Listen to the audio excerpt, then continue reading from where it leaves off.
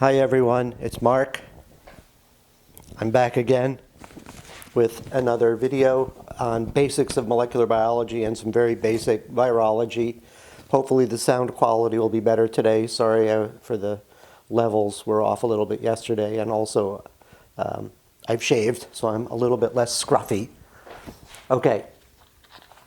First, a point of nomenclature that I just actually got sorted out for myself yesterday. COVID-19 is the name of the disease.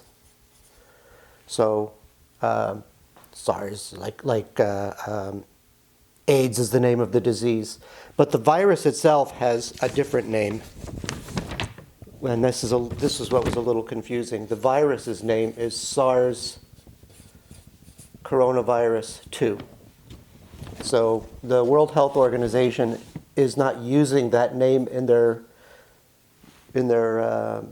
media presentations because they don't want people, I think, to get confused about the fact that SARS is in the name here.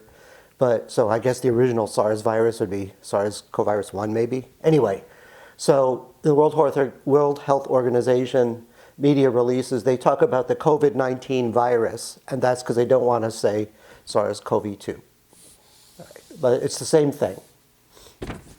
Okay, yesterday or the day before, the first video, I talked about the very basics of molecular biology. So, if an organism has in its genome a double-stranded molecule of DNA, eventually it wants to make protein, but there's no machinery for reading the information in DNA directly into protein. It goes through an intermediate molecule of RNA. So that gave rise to the, not from me, this is long before my time, this gave rise to the central dogma, DNA to RNA to protein. And a point I didn't make, but which was in my Facebook post, was just the naming of the processes. In general, the process, the biochemical process of copying a part of a DNA molecule into RNA, or DNA into RNA, is the technical word is transcription. And for the machinery that reads RNA and uses that information to synthesize polymeric amino acids, polypeptides, or protein is called translation. And I don't know exactly how those words were chosen at the beginning, but it doesn't matter. So transcription is basically nucleic acid to nucleic acid, and translation is RNA to protein. And I mentioned that, that in fact there are enzymes that are able to make a copy of the information of RNA back into double-stranded DNA, and that's called reverse transcription. Reverse transcription. And although that enzyme can be found in our cells, it's not essential for our actual biology as humans, whereas it is an essential part of the life cycle of retroviruses, of which there's only one major one that infects us, and that's the HIV/AIDS virus. So the reverse transcriptase of HIV is a target for drugs because in general, when you're trying to target a pathogen with a drug, you want to inhibit some process that's specific to the pathogen. So reverse transcriptase is one example of that, or is a legitimate target. Now, another point that I didn't get to making is that a lot of times, the proteins usually have an amino terminus and a carboxy terminus, and it's all folded up in the middle. Not all proteins work directly as made by the ribosome machinery into amino acid polymers. So frequently, there's all kinds of modifications that have to happen. So sometimes sugar molecules are chemically attached. Sometimes proteins are cross-linked to each other.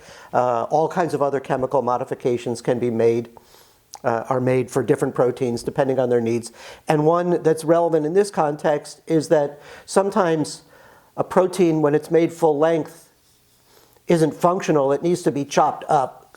And an example of that is insulin, where the original the original translation product, the full-length insulin gene product at the protein level, isn't the functional hormone. In order for insulin to become functional, it has to be chopped up into little pieces, well, not little pieces, but pieces, and one of those pieces is the mature insulin. There's many other examples in our cells of proteins that function after they've been processed and cut in one or more places to release a mature functional protein.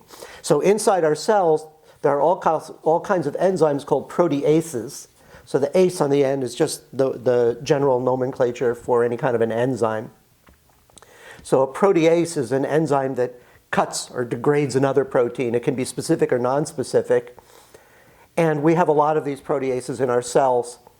And the reason this is relevant is that viruses sometimes do the same thing. So some viruses also have proteins that don't function full length, but need to be chopped up into pieces.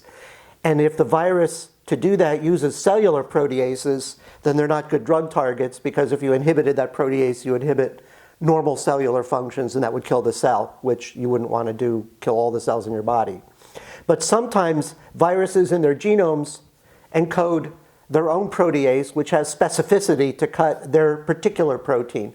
So in that case, if there's a virally encoded protease, it becomes a possible target for drug development. And one example of that is in HIV. There's a HIV genome contains a gene which encodes a protease which is required for the virus to mature its own proteins.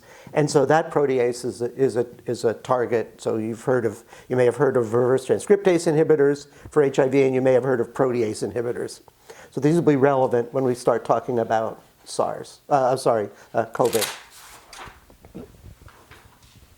Okay. One more thing, one more bit of basic molecular biology. So DNA is double-stranded normally. But as I've mentioned, the messenger RNA molecules that are made to be decoded when they're exported, and then ribosomes sit there and make protein, the mRNA molecules are only a single strand. So they contain the information that's identical to one copy of the DNA. And I'll remind you that the way we sometimes see DNA in a picture like this, or you may see GAATCCGTA, etc. And that might seem a little strange at first because DNA is double-stranded, and so how come there's only one sequence here? And the reason is that because of the base pairing rules, which are fundamental to the DNA and why it's such a good information storing molecule, is that if you had a single strand of DNA and you had the right enzyme, it would be able to make the other strand from the information of the first strand. So if one strand of DNA is GAATTCZ, etc., if an enzyme wanted to make a copy, if it sees an A, it makes a T. If it sees a T, it makes an A. If it sees a G, it makes a C. Right, so the rules are that G and C are equivalent informationally, and A and T are not equivalent, but complementary. So that's how the enzymology works in terms of the information content. But what that means is that either strand of DNA is informationally identical to the other strand. And so you don't need to name both strands. So when we show pictures of DNA, or when we look at DNA on the computer screen and we look at GAATTCZ, we understand that we're actually talking about a double-stranded molecule, and we're looking at the information content of one of the strands, and that automatically tells you what the information would have been on the other strand. Okay, well, the question is, which strand should you talk about? Should you talk about one strand or the other strand? If they're equal, how do you decide which one to use? Why did I write this as GAATTCCGTA and not TACGGATTC going in the other direction? And for a long double-stranded DNA molecule, that's kind of arbitrary. And we don't have time to get into it today, but there's some conventions that we use to decide for any given genome or piece of DNA. We have some conventions for deciding which strand we'll talk about, or which strand we'll write out, as the sequence, even though we understand that it's double-stranded. But when it comes to the single-stranded RNA, that's not the same thing, because even though a single strand of RNA, and the RNA does the same thing, an RNA molecule can, in principle, carry the information of the other strand, although normally RNA is single-stranded, and the only difference being that for RNA, you would have U's instead of T's. Okay, but that's not true when it comes to the key point for us today is that it's not true when it comes to the translation. So when the ribosome sees the RNA or is decoding the RNA to encode for a protein, it only sees one strand. It's not like a polymerase, or it doesn't know the double-stranded nature of nucleic acids. And so the mRNA has to be, that defines a strand, and by definition, by convention, we call mRNA plus strand. So in other words, the ribosomes and the translation machinery for making proteins recognize the sequence of the plus strand. They don't know anything about the other strand. So that automatically defines something in the DNA because the mRNA is equivalent to one strand of the DNA, and it's the complement of the other strand of the DNA. And in fact, chemically, it's made by copying off the negative strand because of this. So this is relevant when we talk about viruses because viruses are not all double-stranded. And so for viruses which have a single-stranded DNA or RNA molecule, we distinguish between those where the genome of the virus is plus strand, which means it has the sequence readable by the ribosome, or if it's the minus strand, which means that the ribosome wouldn't be able to turn it into protein. Okay.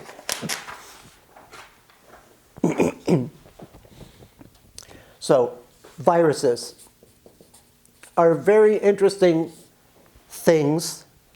We could call them organisms, but in some sense they're not automatically alive. You can argue about the terminology of it. But in general, we think of living organisms as having two basic processes. One is heredity. So an organism has to have some kind of a biomolecule which carries the information, which can be copied and transmitted to progeny. And if the organism's gonna multiply, it needs to be able to make multiple progeny, and that means it needs to be able to take the information in one cell or one person or one fish or one worm and multiply that information to all of the descendants. So there has to be a step of copying and also a step of amplifying the information molecule. And the other basic process that we think of in terms of living organism is metabolism. So organisms need energy. They need entropy too, but we'll keep it simple. Organisms need energy, and they need to be able to make the biomolecules that they need to constitute their cells. Molecules. Okay. And these can be little biomolecules like ribose or deoxyribose or GTP or ATP, or they could be cholesterol or any of the amino acids, all of the other biomolecules that get made.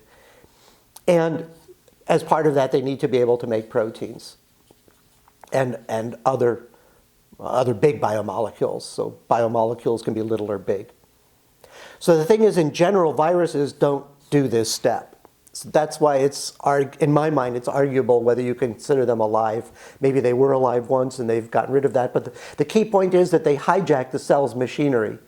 So at a simplest level, if this is the inside of a cell, it could be a bacteria, it could be one of our cells, because there's plenty of viruses that attack bacteria.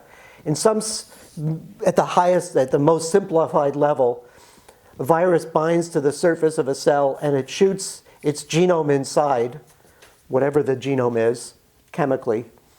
And it needs to make more copies of itself, but the genome itself is inert. DNA or RNA, it just doesn't do anything. So in order to do the process of making more viral particles, which means that it needs to make lots of copies of its genome, and it needs to make lots of protein molecules so that it can end up making lots of viral particles that eventually get out of the cell.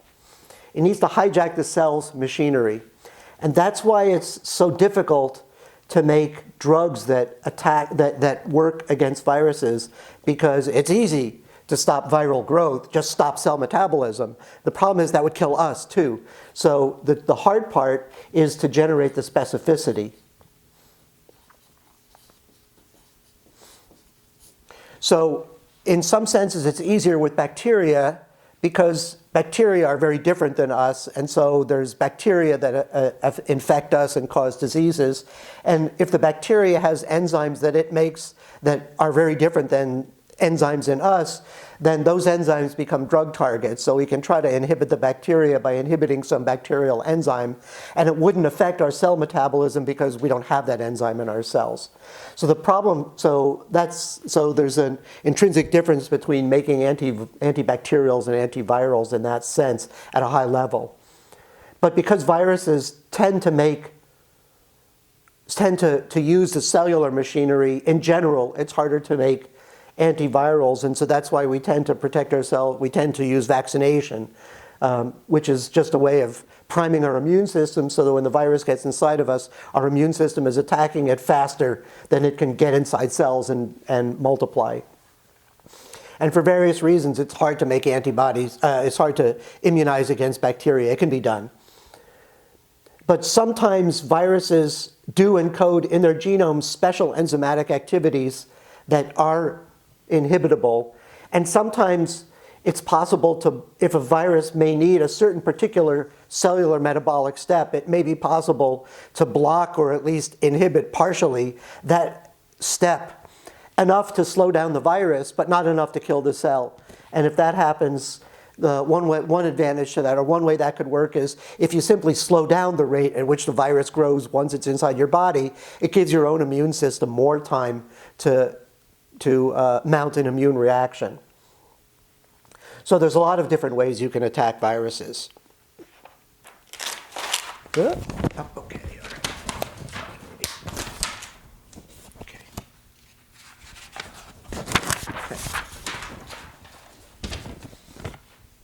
In general, viruses are fairly simple. They have a body, and then they have inside a genome.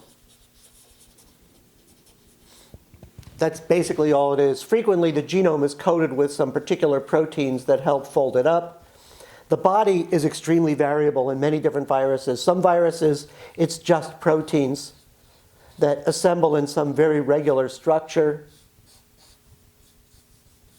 that can be like a nice symmetrical polygon, or you could have extra parts which the virus uses as part of its way of getting into cells.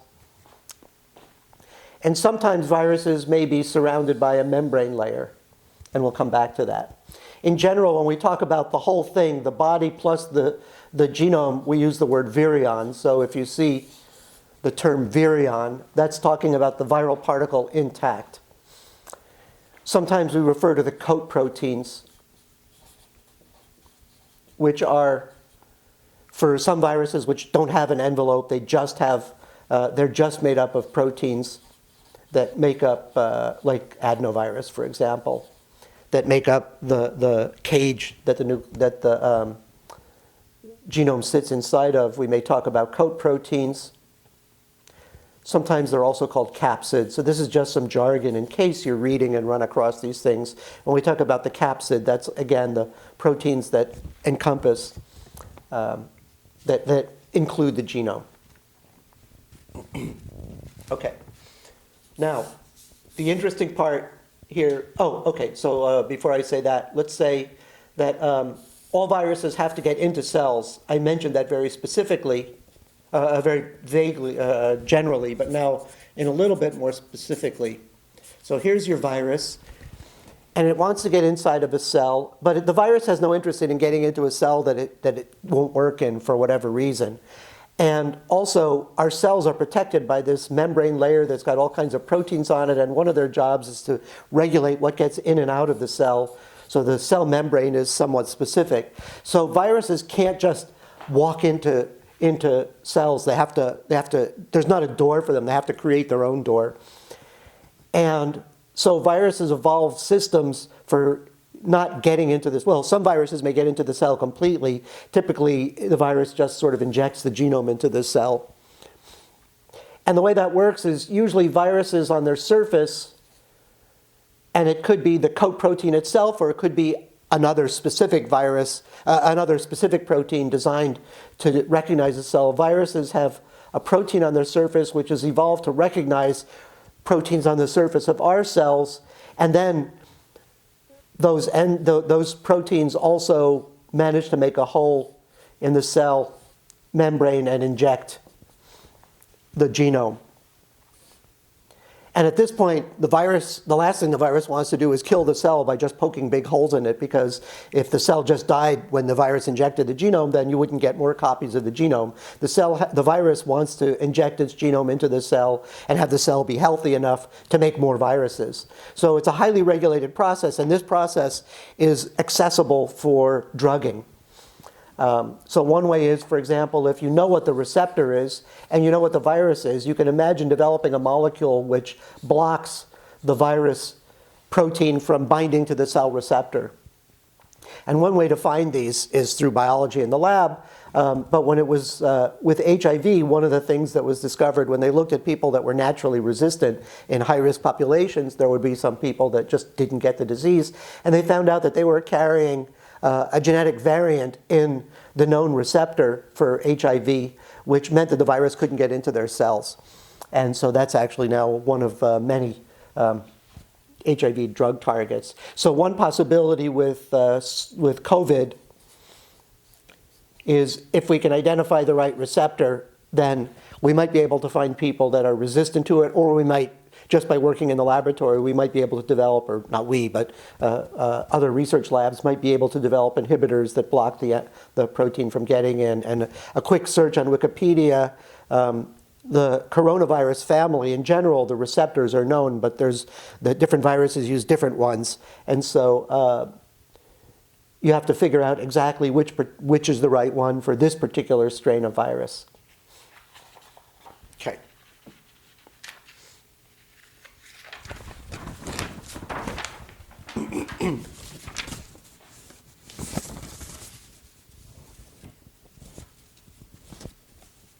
Okay, so now when it comes to viral genomes, it's where it gets interesting. Because there are DNA viruses and there are RNA viruses. And since both DNA and RNA are based by polymers of GATC or GAUC, and ribosomes are capable of reading RNA molecules and translating them and making proteins, there are viruses which have evolved to contain DNA molecules, and there are viruses which have evolved to contain RNA molecules. And there can be all four of the possible combinations. So even though I just finished telling you that generally RNA molecules are single-stranded, but one exception is there are some viruses where the genome is an RNA and it's double-stranded. So single-stranded and double-stranded. So for double-stranded viral genomes, both strands of information are there, and the virus has to figure out some way to fool the cell into making protein from this and also making more copies. Okay, so a step back. What does the virus want to do? Once the virus is inside the cell, well, let's say we're inside the cell and now you've got a viral genome, it wants to do two things. It wants to make more copies of itself. It wants to copy its genome. And it needs to make viral proteins that play a role in the other processes. Some of them are structural, so they make the coat proteins, and some of them are non-structural. Some viruses make enzymes which play a role in the process, for example, proteases, or of copying the genome. Okay.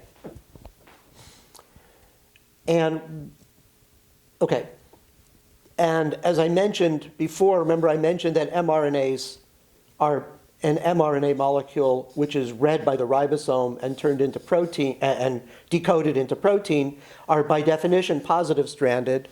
So as you might imagine, there are RNA viruses which are single-stranded, which could be positive-stranded or negative-stranded. So what that means is if the viral RNA is positive-stranded, the ribosome can read it directly and decode it into protein. If the RNA single-stranded RNA is negative stranded, the ribosome won't recognize it. It doesn't have signals for the ribosome. So in order for the viral proteins to be made, the first thing that has to happen is that you have to make an opposite strand.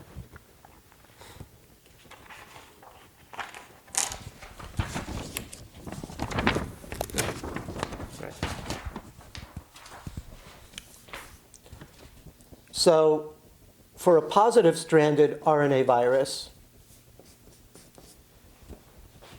it can be translated directly into protein by translation. But it also, there's that other step of making more copies of itself to be made into daughter virus particles. But it can't do that automatically, so what happens is that it goes through an intermediate that makes a negative stranded molecule. And then the negative stranded molecule can then be used to make many copies of positive by making a copy and then releasing it, and making a copy and then releasing it, and making a copy and releasing it.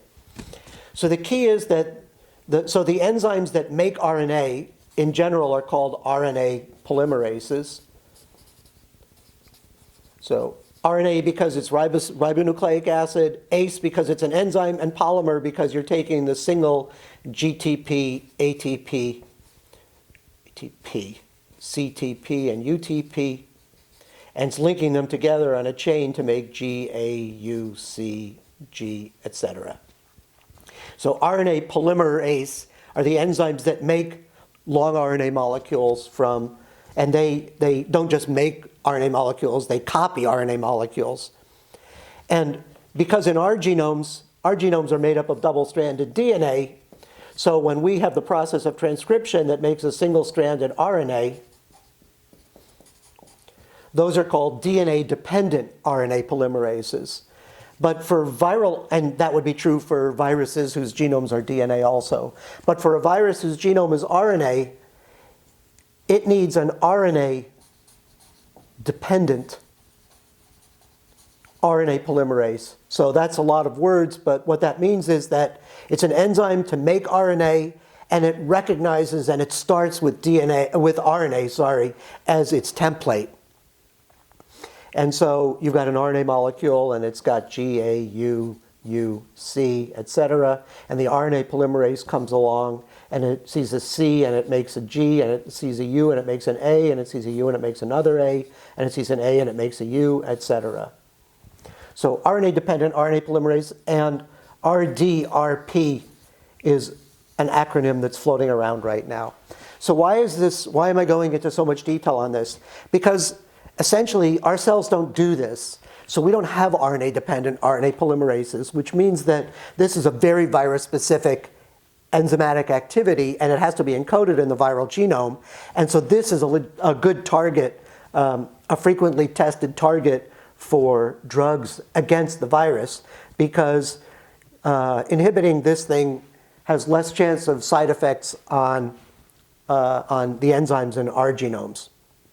However, since we do have other RNA polymerases, the inhibitors of the viral RNA-dependent RNA polymerase can't be too general, because if they were, they would inhibit our own cellular enzymes that are not making RNA-dependent RNA. They'd be making DNA-dependent RNA. But if the inhibitor that you make is too nonspecific, it will inhibit cell enzymes, and that would be toxic. So there still has to be some specificity there.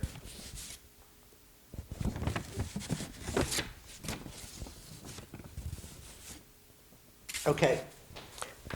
I think I'm up to the last part of what I wanted to talk about today, which is some of the drugs that are being talked about, and you can see now in the literature. Uh-oh. Sorry. Give me a minute. I'm going to have to tape up another piece of paper.